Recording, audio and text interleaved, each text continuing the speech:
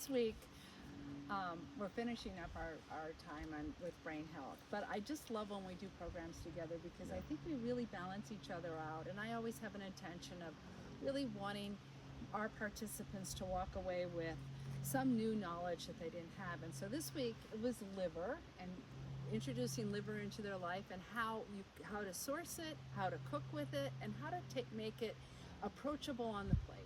And then the second part was to really think about what makes a difference for your lunch meal, and setting yourself up for the week and then every day for lunch so that you know what you're going to have. And I just think that those things sometimes we forget, and that's where we just eat on the fly and we eat on the go, and it's not so healthy for us. And so I think that was my focus this week.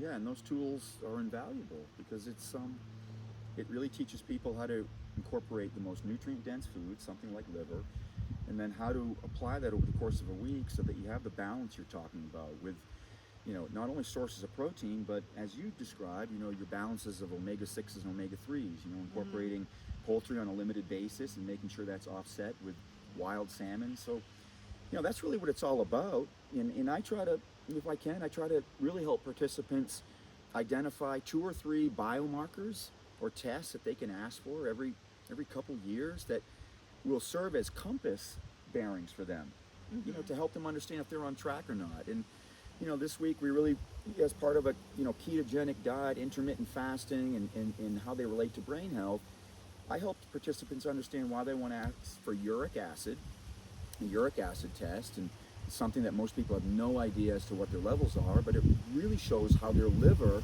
is handling the fructose in their diet. Are they getting too much fructose from all the fruit that they eat? Is that really overwhelming their liver and causing problems, in terms of its metabolism, and then what our bodies end up doing with all the excess carbohydrates in our diet? And related to that, I always ask participants to look at their fasting insulin levels. How much insulin is it taking to keep your glucose levels where they are, to help you with glycemic control? Those are 2 tests that most people never find out through an annual physician's visit, but I think they're 2 of the more valuable tests you can ask for. So together, we cover the culinary component and the menu design, and then the science behind that and why you want to consider eating some of those foods more regularly. I remember a few years ago you coined it "when science hits the pan." Yeah. And I thought that was a great caption of what we do together. Yeah, definitely. Thank you. Thank you.